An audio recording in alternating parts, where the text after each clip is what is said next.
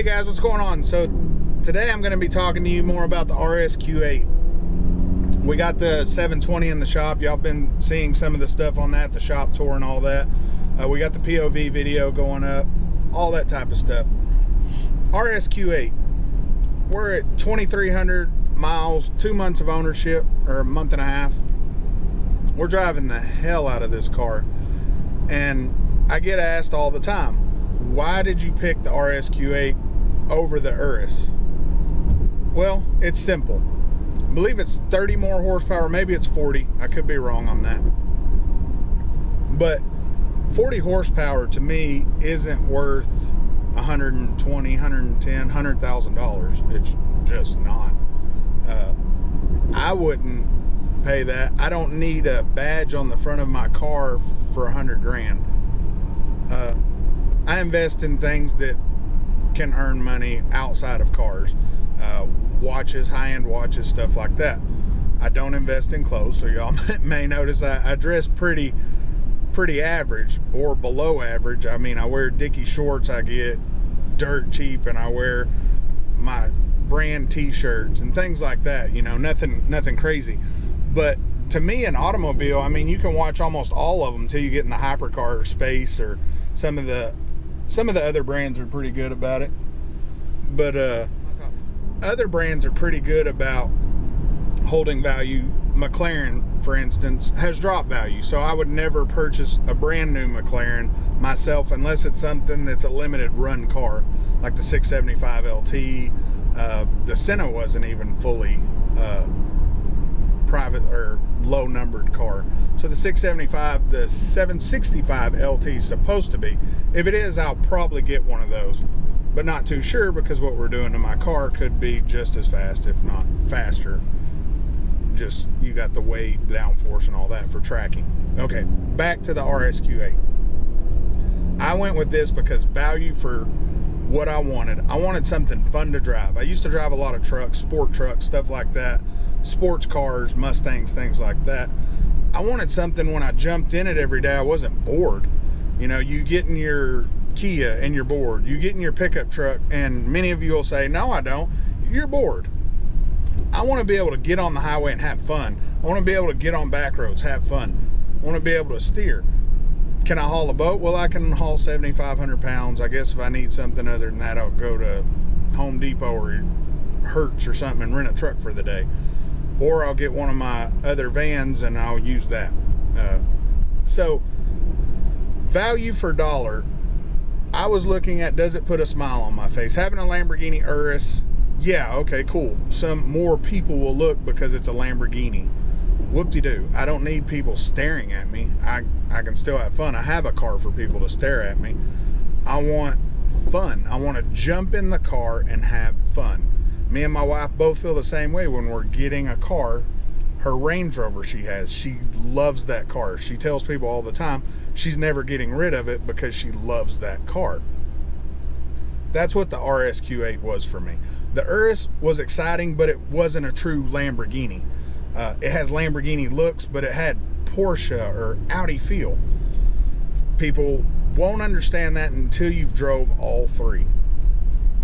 The Audi feels right at home. The Audi's the middle of the road between the Porsche Cayenne Turbo Coupe or the Urus. It's the middle ground. Why is it perfect to me? It's like the Three Little Bears. One's too hot, one's too cold, one's just right. And this is my just right. Was it Three Little Bears? Goldilocks? You know what I'm talking about. This one's just right though. It feels like it's supposed to be in this car. It don't feel like, hey, we took something and we rebadged it.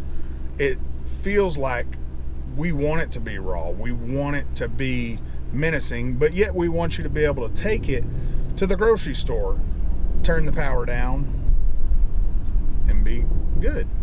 And that's what they did. To me, this car is the perfect example of what most companies are trying to get to. Most of the umbrella companies, the GMs, I guess it's just GM right now in America who has multi-cars. Ford, I don't think. I'd have to go look. I may be wrong on that. Don't quote me on the Ford thing. Ford may own, well, yeah, Ford owns Lincoln and stuff like that. but they essentially do the same thing. They take the same horsepower and put it in a car that's just like, say, the Suburban, the Escalade, the Yukon. Same engine, same power, same everything, different badging. You pay more money for badging and a little bit better materials. What VW Group did, you get 3 cars with really great materials, 3 different badges. Interior, some of the stuff's a little bit different. Like, to me, the layout in this is way better than the layout in, say, the Porsche or the Urus. The Urus has that weird, almost like it's trying to be something it's not. And after you get over that, ooh, I got a Lamborghini SUV feel, you'll start to notice that this just don't feel right. You can tell they rushed to production with some of the stuff, like your drive modes. You have to click all the way through. I believe it's 6 different modes, maybe it's 7 different modes. So you're in the middle mode. Well, you want to get back to the top mode, the Strada. You have to click through all the modes to get back up top. Now that sounds simple and stupid that I'm bitching about that, but this car is $100,000 less, and I can literally push 2 buttons and I'm done, instead of 7 or 4 or 8. So simplicity. They took their time and designed this the right way. This car to me is everything I wanted in a daily driver. What I mean by that, I can fold those seats down, and I've already done it, and I've taken things. What all did I take? I took an exhaust to UPS. I've taken other things. We always get groceries in it. The neat thing is I can do that with cooled seats, massaging seats, or heated massaging seats, and you can adjust the massaging levels and tell it what you want it to do. Now, I'll go into a more in-depth on that in another video, showing all the features and trims, and this is just kind of a why I chose this over Urus, what I think about this. 2,300 miles, I wouldn't change a thing.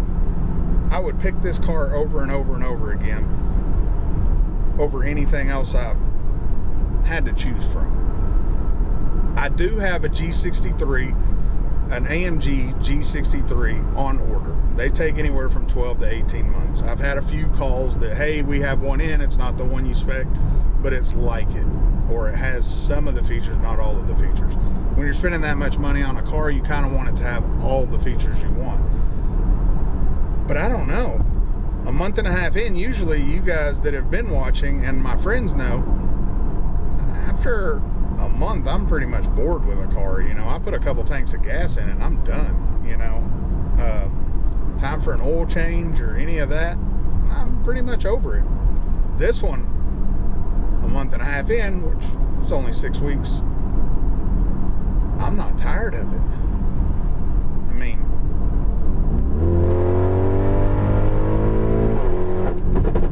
does your Kia do that? I